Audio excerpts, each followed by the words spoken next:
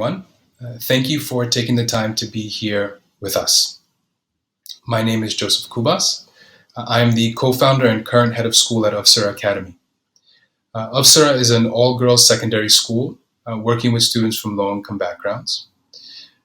Through 7 years of deep, meaningful engagement, our hope is that students leave Avasara to become part of the next generation of women leaders across the country in every sector of society. Now, it goes without saying that the pandemic and this period of extended school closure has significantly impacted not only the ways we work, but the ways we think about our work. And so, over the next 15 minutes or so, I will be sharing 8 lessons learned so far in my re-education as a school leader during the pandemic. The first lesson learned in my re-education is about reflection. Now, it's hard to find time to step back and reflect in the best of circumstances. And these times characterized by uncertainty, disruptive change, threat, both visible and invisible, separation, loneliness, fear, anxiety, and stress, make it particularly difficult to make time to step back and reflect on the actions we have taken and the decisions we have made. But if we're going to learn from this experience, if we're going to grow from this experience, if we're going to transform, we have to step back. We have to make the time to process what we have done, to monitor and process what we are doing, and to name and surface all the emotions that have come along with this experience. This reflection will enable us to bring our insights with us to the next meeting, the next decision, and certainly the next normal. So I humbly offer these reflections on leading and serving during this pandemic. It would be uncharacteristically bold of me to refer to these reflections as insights. Instead, I encourage you to think of them as musings from a brother in arms, a thought partner, and an eager student who is rediscovering what it means to lead. I hope they prove useful to you on your continued journey. The next lesson in my re-education is around gratitude. Never has the need to express gratitude been clearer to me than during this pandemic and period of extended school closure. When I think about all that has had to happen to bring Avasara to where we are today, I'm truly, truly humbled. I am grateful for everyone that has worked at Avasara, for everyone that has supported us, that has advocated for us, and that has connected with us and to us. This extended Avasara community has not only helped bring a dream to life, but it has helped prepare us and the students we serve for these extraordinary times.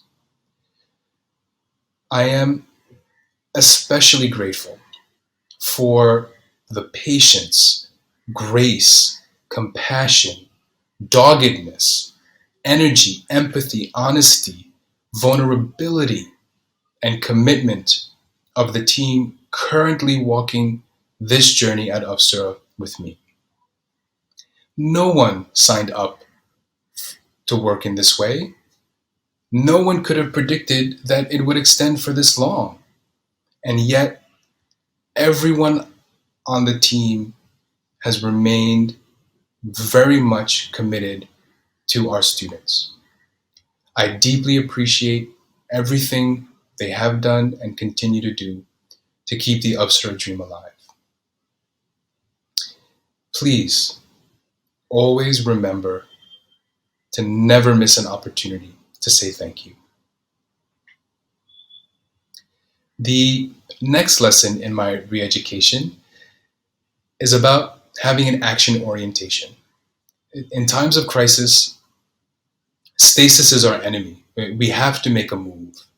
Now, I completely recognize and understand that with so much uncertainty, it's really hard to know what to think and what to do, especially when change comes suddenly and our existing infrastructure and ways of working are not at all set up to deal with the kind of change that just hit us. Nevertheless, we cannot freeze, right? Now, it's important to note that movement isn't always decision making. Movement does not have to be sweeping systemic changes, right? Movement can be reaffirming our beliefs. Movement can be reaffirming our values. Movement can be reaffirming our mission, right? Movement can be further research and information gathering. It can be making spaces for dialogue and expression, learning, growing, asking questions, seeking advice, listening, and planning are all ways of moving. Given your context and given your tribe, your people, the work is figuring out the right move and then to make it.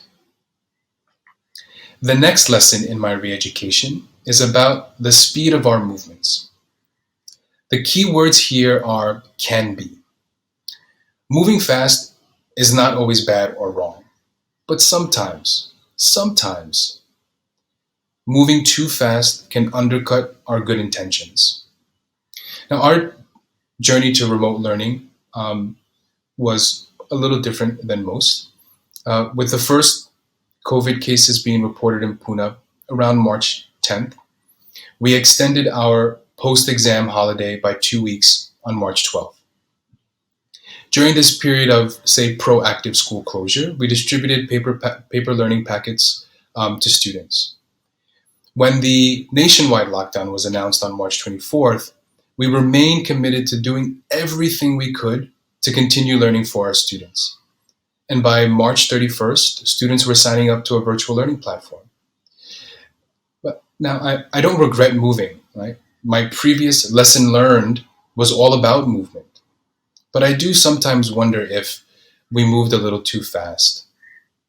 When I think back to all the clarifications we had to make, all the trainings and retrainings we had to do, and when I think about the things we have learned to live with in terms of the learning management system we chose, I wonder what would be different if we took 1 or 2 or 3 more days to debate and discuss before we started emergency remote teaching online.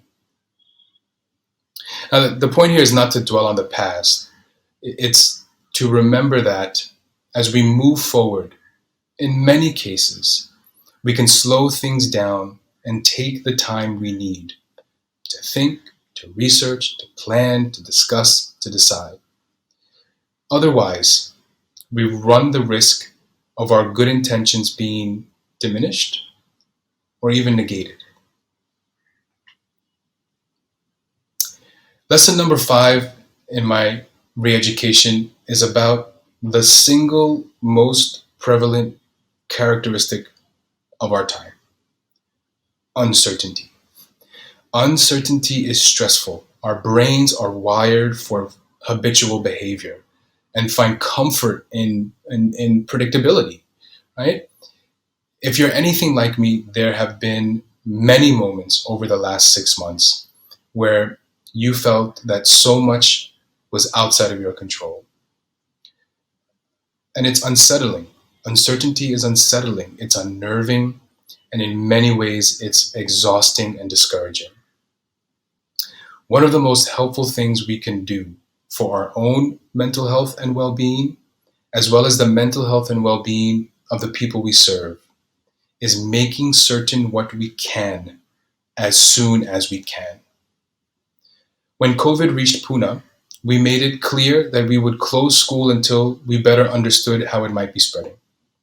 When the lockdown was announced, we made it clear that we would continue teaching and learning online.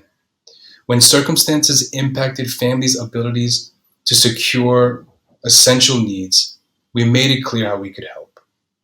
When the unlock began and devices became less available to students because their parents went back to work, we made clear our plans to procure and provide devices for the students most in need. And even though the date for schools reopening remains elusive, we are sharing our reopening plans with staff. Each of us has waded through this pandemic, making the best decisions we could with the information at hand. Even in the most uncertain times, there are things within our control, and there are some very intelligent bets we can make that will reduce or remove stress and tension from the system. We need to make those calls and communicate them wherever and whenever possible.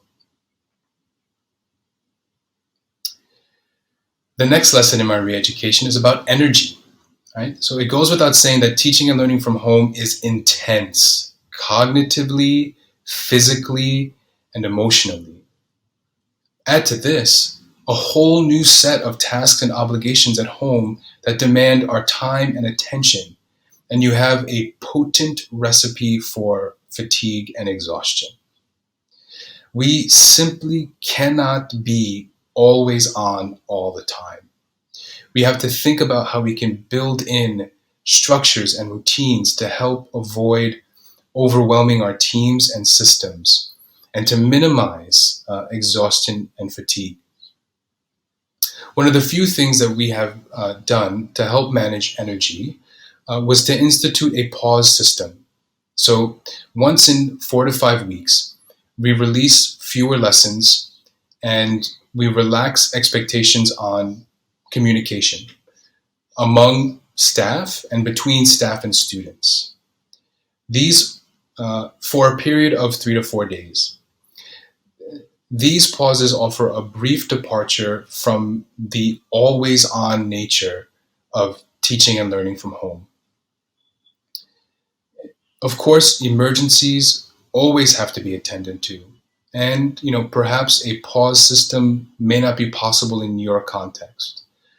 But please take some time to think about structures or routines you can build in that provide time for you, yes, you, your teams, and your students to rest and rejuvenate. The seventh lesson in my re-education is around managing complexity. Recently we found ourselves in a conversation that I'm sure many of us have been having. A small team was thinking through and planning for students' return to campus. This is truly a wicked problem. For us, we have students coming from some of the areas in Pune that are most affected by COVID. All of our students have to come by bus. We have students in grades 10, 11, and 12 with different subject combinations. We have different subjects assigned to different classrooms on campus, which have specific resources, subject-specific resources housed in those classrooms that students might have to move between. And we have all of the community spread precautions to factor into the solution of this equation. Now, so this is one of many wicked problems that need solutions, right? How do we know students are really learning virtually? How do we help students stay motivated to do schoolwork at a distance? How can we help students maintain the healthy social aspects of school virtually? And the list can go on. When everything in a problem is so interdependent, we have to be aware of those connections while stripping down the problem to its most essential components so that we can build solutions from the ground up, one decision at a time. And the final lesson learned so far in this journey is about empathy, active listening, and fellowship. Now, I have phrased this slide from my perspective, right? But you could very easily substitute leader with teacher, advisor, mentor, any other role you may play, or quite simply, human being.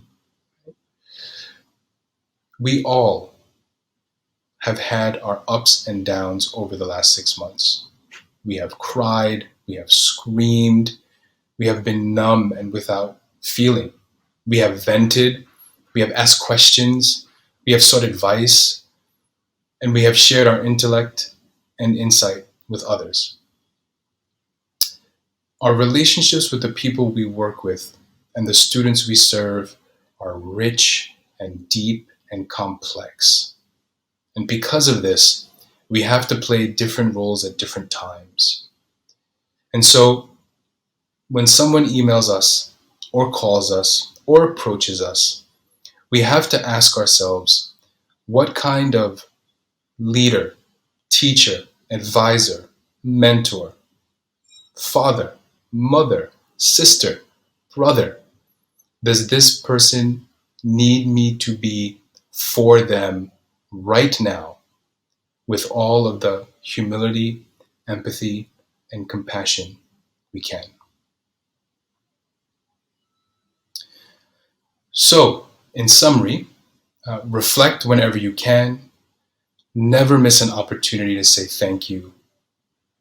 Move, reaffirm, recommit, think, plan, talk, make spaces, decide, but move.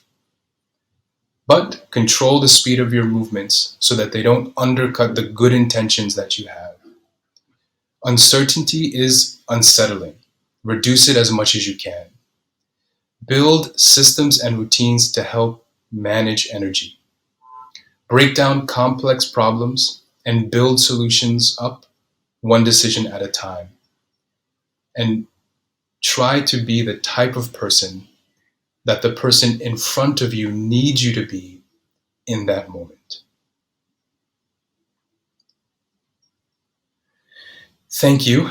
Hopefully, these reflections will help you continue to build back better in the weeks and months ahead.